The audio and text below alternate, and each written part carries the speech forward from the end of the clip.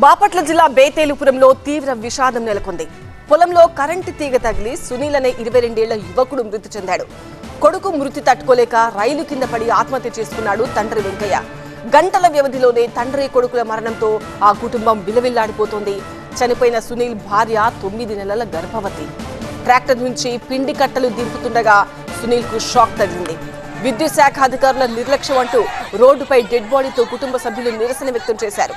ఆ కాసేపటికే తండ్రి వెంకయ్య కూడా రైలు కింద పడి ఆత్మహత్య చేసుకున్నాడు.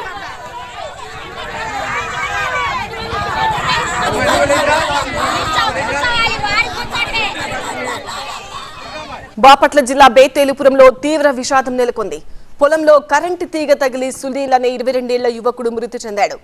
కొడుకు మృతి తట్టుకోలేక రైలు కింద పడి ఆత్మహత్య చేసుకున్నాడు సునీల్ తండ్రి వెంకయ్య.